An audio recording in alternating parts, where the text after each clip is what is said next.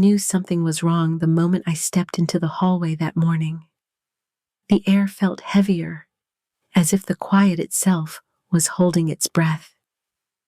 Sunlight was barely breaking through the blinds, casting thin, sharp lines across the floor, and my heart tightened the second I realized nothing in my own kitchen was where I left it. If you've ever trusted someone who turned your world upside down, subscribe and tell me where you're listening from. Moments like this happen in ways we never expect. I remember standing there, staring at the subtle signs of intrusion and entitlement, feeling a chill run down my spine as I sensed my life tilting off its axis. I didn't know it yet, but that was the moment everything started to unravel. I knew something was wrong the moment they walked through my door. It hit me fast, almost like a cold draft running through my Phoenix living room, the kind that makes you pause even when everything looks normal on the surface. My daughter, Lily, breezed past me with this distant energy, almost as if she were arriving at a hotel she'd already paid for instead of the home where she grew up. And her new husband, Aaron, moved with a confidence that didn't belong to a guest. I remember watching him scan the place, taking in the layout, the furniture, the quiet hum of the air conditioner, like he was assessing what now fell under his control. I stood there trying to smile, trying to be welcoming, but something in me sank. This was my home, the one I had built piece by piece after years of working late evenings and early mornings. Yet suddenly, I felt like the stranger. The way Lily avoided my eyes told me more than words ever could. It wasn't just fatigue from traveling. It was something else, something I couldn't name yet, but I could feel it sliding between us. I kept replaying moments in my head, trying to understand when things shifted. When had my daughter started treating me like an inconvenience? When had she begun leaning so heavily into someone else's orbit that she no longer felt like herself? I kept reaching for memories of her laughter in this kitchen, the way she used to flop onto the sofa and tell me every detail of her day. Now she walked through my hallway like she didn't want to be touched by the past. Aaron didn't help that feeling. There was this quiet authority in the way he carried himself, as if he'd already decided where he fit in my life, and more disturbingly, where I fit in theirs. I brushed it off at first, but the more I watched, the more it felt like a warning. A softness wrapped around something sharp. Standing there, I felt the first sting of something I didn't want to admit betrayal. Not loud, not explosive, just a slow, unsettling shift, like the ground beginning to tilt beneath my feet. And I couldn't shake the sense that their arrival wasn't as simple as a visit. It felt like the beginning of something I hadn't agreed to. Looking back, I should have trusted that instinct. That quiet discomfort was the first sign that what I thought was rudeness was actually the start of a much deeper problem, one that would reveal itself piece by piece in the days ahead. I knew the tone of the visit had shifted the moment Lily and Aaron stepped inside, carrying luggage that looked more suited for a month-long stay than a long weekend. There was weight in the air that wasn't just from the bags. Aaron walked ahead of her as if the place already belonged to him, brushing past me with this quiet certainty that made my stomach tighten. He moved through the entryway slowly, almost deliberately, taking in every detail of the house as if he were cataloging it. I remember watching his eyes move from the living room windows to the hallway leading toward the bedrooms, and something about that silent inspection felt deeply out of place. Lily, normally so considerate, barely seemed to notice how abruptly she'd taken over the space. She set her things right in the middle of the walkway, blocking the entry as if my home were nothing more than a storage area. That was the first red flag. Small, but sharp enough to catch my attention. The second came a few minutes later, when I saw them exchange a look after Lily commented casually about the size of the property. It wasn't a normal look. It was the kind that carries unspoken meaning, the kind people share when they've already discussed something privately. As the evening settled in, more things started piling up.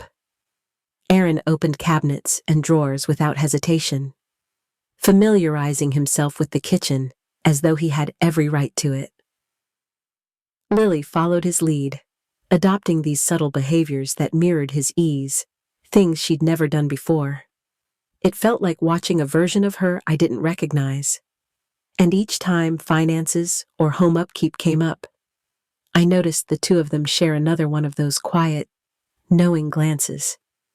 I tried to brush it off, telling myself I was reading too much into it.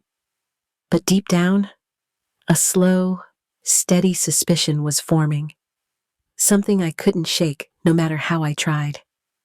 It wasn't just the entitlement. It was the intention behind it. The feeling that they weren't simply visiting. They were settling in with a purpose I hadn't been told about. And as I watched them move through my home with that strange confidence, I sensed this was only the beginning of something far more troubling. I noticed the tone shift the very next morning. Subtle enough that someone else might have missed it, but sharp enough to settle under my skin. Lily hovered near me in the kitchen with this strange mix of concern and authority, offering reminders and suggestions that felt rehearsed. She mentioned little things about my age, my energy, my routines, almost as if she were trying to ease me into a role I never asked for. It didn't sound like care. It sounded like preparation. And each time she said something that made me feel smaller, I could sense Aaron watching from across the room, almost evaluating how I reacted. What unsettled me most was how seamlessly he redirected conversations toward my supposed limitations. If I carried a box, he'd appear instantly, giving me that gentle smile that didn't reach his eyes, as if he were tolerating my insistence on independence. When I reached for the step stool, he materialized behind me, positioning himself like someone who needed to supervise. These weren't kind gestures. They felt like strategic placements, pieces of a larger pattern I was only beginning to see. And Lily followed his lead without hesitation. She echoed his tone, his phrasing, even his pauses. It was like watching my daughter drift farther away with each passing hour. I felt the sting of it, the ache of recognizing that she trusted his version of me more than her own memories. The house felt different because suddenly I wasn't the one setting the rhythm. They were. 3 moments hit me hardest. Aaron suggesting I seemed tired when I wasn't. Lily rearranging my pantry without asking, and the two of them exchanging that silent look when I mentioned handling a repair myself. That look told me everything. They were building a story about me. By the end of the day, confusion had hardened into suspicion. None of this was accidental. Their concern wasn't real. It was directional, pointed toward some unspoken goal. So I decided to quiet myself, to watch, to gather the pieces forming around me. Something deeper was unfolding quietly. I remember the moment with a kind of painful clarity. Lily stood in the kitchen, almost too casual, and told me that Aaron expected breakfast to be ready every morning at 7:15 a.m. The words didn't come at me loudly, but they landed with the force of something far heavier. For a second, I felt my mind stumble, unable to process what I'd just heard. It wasn't a request. It wasn't even a suggestion. It was an expectation, delivered as if it were the most natural thing in the world. The shock hit first. a cold, hollow feeling in my chest. Then came the sting, deeper, more personal. To be told, in my own home, that I was now responsible for serving them as though I were some sort of help. It cut sharper than I expected. What hurt most was how much of Aaron I heard in Lily's tone. The gentle condescension, the easy assumption of authority, the certainty that I would comply without question. That wasn't my daughter speaking. That was his influence shaping her words. As the silence stretched between us, I felt anger start to rise, warm and justified. Part of me wanted to snap back, to reclaim my space immediately, but another part, the steadier part, knew this was more than simple disrespect. This was a test, a calculated move to see how easily they could push me into a corner, to see whether I would resist or fold. So I swallowed the anger and let the quiet settle. I could feel Lily watching me, waiting for my reaction, maybe even hoping I wouldn't notice the shift. But I noticed everything, the tension in her posture, the slight defensiveness in her eyes, the sense that she was bracing for pushback. I chose not to give it, not yet. Instead, I let the moment pass, even though the heaviness of it stayed with me long after. And in that heaviness, clarity formed. This wasn't about breakfast. This was about control. And if they were testing me, then it was time for me to start testing them too. Quietly, carefully, and with both eyes open.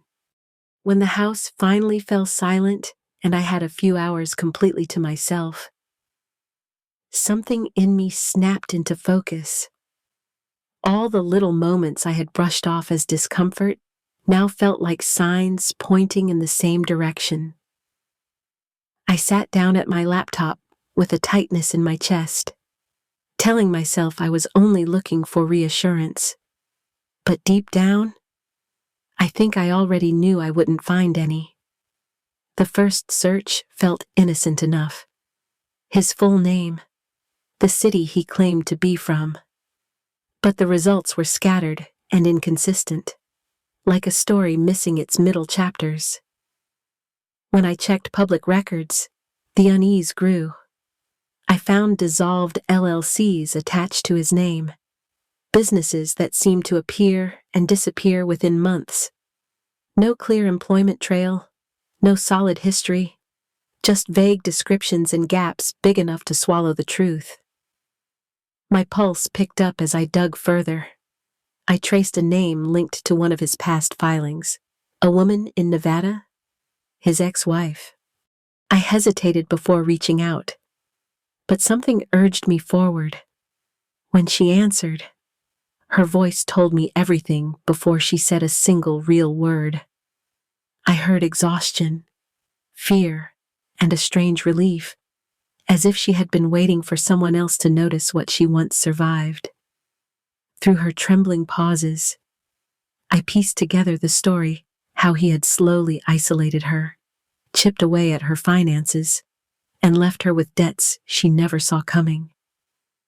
I felt my stomach twist as I absorbed her pain. Still shaken, I followed another breadcrumb trail to an older woman in Flagstaff. Her situation hit even harder. She had trusted Aaron's guidance, believed in his promises, and ended up losing her home. Hearing her account through the quiet strain in her voice made it clear. This man wasn't reckless. He was calculated. He targeted women who lived alone, women with assets, women who trusted too easily. That realization settled over me like a heavy shadow. I wasn't imagining things. I wasn't overreacting. I was next. Hours later, when I heard the front door open and their voices echo down the hall, my heartbeat hammered so loudly I could feel it in my throat. I closed the laptop gently, holding the weight of everything I now knew, bracing myself for whatever their next move would be.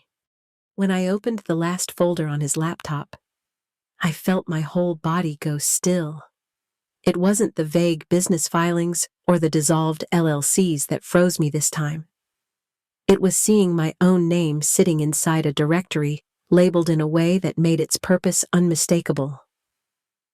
I clicked it, and a series of documents unfolded like a map of my life, except written from the perspective of someone planning to take it over.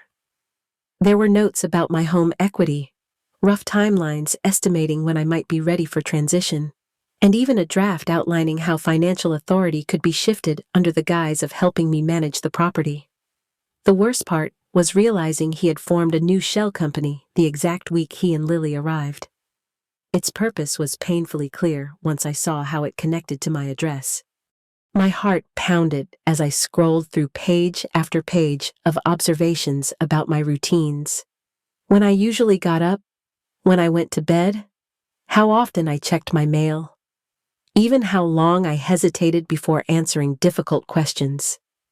Every detail felt like a violation, a confirmation that none of this was accidental or impulsive. I wasn't imagining danger. I was looking straight at it. Fear hit first, sharp and cold. Then anger followed, hotter and steadier, clearing my mind instead of clouding it. By the time I reached the bottom of the folder, the truth was carved into me. He wasn't preparing to take advantage someday. He had already started, and if I didn't act now, I'd be too late. I woke long before dawn, long before the house had any reason to stir. For the first time in days, my mind felt sharp, steady, and fully my own.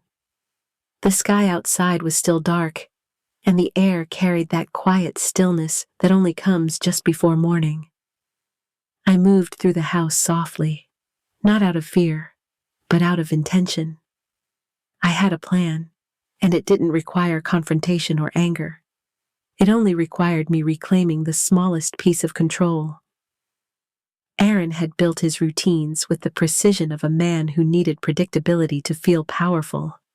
He expected breakfast at 7:15 a.m., expected the kitchen to be arranged exactly the way he liked, expected the house to bend around him like he already owned it. So that morning, I changed the rhythm. I cleared the counter where he spread his things every day. I put away the items he insisted on leaving out. I shifted the coffee maker back to its original place. I prepared my own breakfast quietly at 6:30 a.m. and let the kitchen fall still afterward. Clean, orderly, unmistakably mine. When he finally wandered in, the look on his face was exactly what I expected. Confusion first, irritation next, then a flicker of something he didn't mean to show. Uncertainty, as if the ground beneath him had tilted just a little. I watched from the hallway, calm and collected, feeling a quiet strength return to me. It wasn't revenge. It wasn't even defiance. It was a reminder, to him and to myself, that I was not powerless, and this house was not his stage. And as I turned away, I knew the moment for a real confrontation was getting closer. I thought I had already seen the worst of it. But the real blow came when I dug a little deeper into the folders I had found earlier. Buried beneath the documents with my name was a set of shared files, spreadsheets, message logs, and planning sheets that didn't belong to just one person. I opened one at random, and my breath caught. It wasn't just Aaron's handwriting style or wording anymore. There were multiple contributors, different initials, different timestamps, a whole system. Names of older homeowners were listed in cold, efficient rows. Ages, property values, notes about routines, health concerns, and which family members lived out of state. I saw dates that coincided with Aaron's past relationships and realized they weren't relationships at all. They were assignments, targets. Some entries had check marks next to them. Mine didn't yet, but my name was right there on the next line. with notes he had typed only days earlier. The house felt too quiet as I stared at the screen. My pulse thudded in my ears. It wasn't just him. It was a network, organized and practiced, and I was already woven into their plan. For a moment, fear pinned me in place, sharper than anything I had felt before. But panic quickly hardened into something else. Clarity. If I didn't act now, they would. And I refused to become another checkmark on their list. It was time to move first. When the moment finally came, I felt an unexpected steadiness settle over me. My hands didn't shake. My voice didn't waver.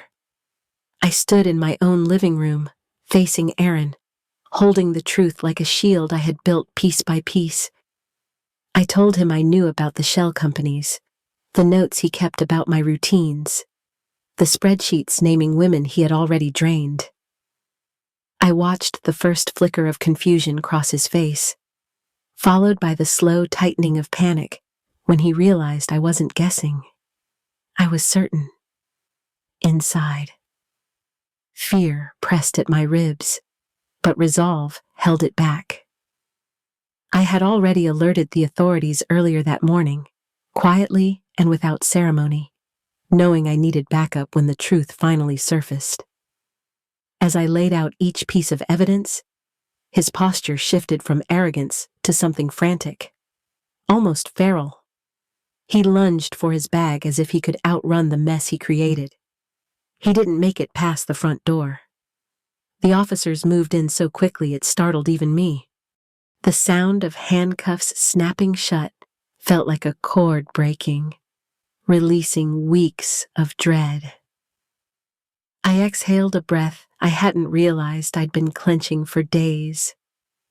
The danger was finally over. In the days after Aaron was taken away, my home felt different in a way I hadn't realized I'd been craving. The quiet no longer carried tension. It felt like mine again, full of the small comforts I had stopped noticing while living under that shadow. I moved through each room slowly, letting myself breathe, letting my body catch up to everything my mind had endured. I thought about Lily a lot during those first days, not with anger, but with a kind of grieving compassion. She needed time to face the choices she made, and I needed time to heal from them. Whether she eventually reached out or kept her distance, I understood that both paths were part of her own journey. What mattered was that I finally chose to protect myself, even when it meant seeing the truth about someone I loved.